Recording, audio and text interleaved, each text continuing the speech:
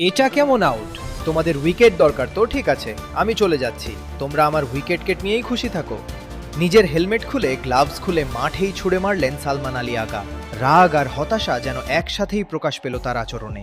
অবশ্য এমন পরিস্থিতিতে এমন প্রতিক্রিয়াই যেন স্বাভাবিক। দারুণ খেলছিল পাকিস্তান, ইতিমধ্যে গড়ে উঠেছিল ১০৯ রানের চমৎকার পার্টনারশিপ, কিন্তু হঠাৎ করেই ঘটে গেল বড় বিপত্তি। ইনিংসের ৩৯তম ওভারে চতুর্থ বল হাতে ছিলেন মেহেদী হাসান মিরাজ, স্ট্রাইকে ছিলেন মোহাম্মদ রিজওয়ান সোজা ব্যাট চালাতেই বল গড়িয়ে যায় নন স্ট্রাইক প্রান্তের দিকে।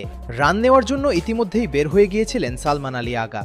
বল যখন তার দিকে আসছিল তখন তিনি ব্যাট ক্রিজে লাগানোর চেষ্টা করেন, কিন্তু ঠিক সামনে দাঁড়িয়েছিলেন মেহেদী হাসান মিরাজ, ফলে আগার পক্ষে আর ঠিকভাবে ফিরে যাওয়া সম্ভব হয়নি। ঘটনাটিকে প্রথমে স্বাভাবিক বলেই ধরে নিয়েছিলেন আগা। তিনি ভাবেননি মিরাজ এমন কিছু করবেন, তাই একরকম নিশ্চিন্ত হয়ে বলটা নিজের হাতে তুলে মিরাজকে দিতে চেয়েছিলেন। কিন্তু ঠিক সেই মুহূর্তেই ঘটে যায় নাটকীয় ঘটনা।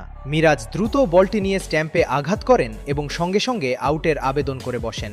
মুহূর্তের মধ্যে যেন আকাশ থেকে পড়লেন সালমান আলী আগা। তিনি অবাক হয়ে বলতে থাকেন, আরে ভাই, এটা কি মজা নাকি? আমি তো তোমাকেই বলটা তুলে দিতে চেয়েছিলাম, আর তুমি সেটা নিয়ে স্ট্যাম্প ভেঙে আবার আউটের আবেদন করছো।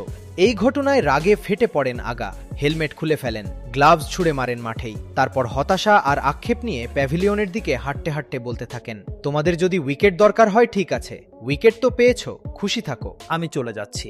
এই ঘটনাকে ঘিরে মাঠে শুরু হয় ব্যাপক উত্তেজনা। বাংলাদেশ ও পাকিস্তানের ক্রিকেটারদের মধ্যেও দেখা যায় তুমুল বাকবিতণ্ডা।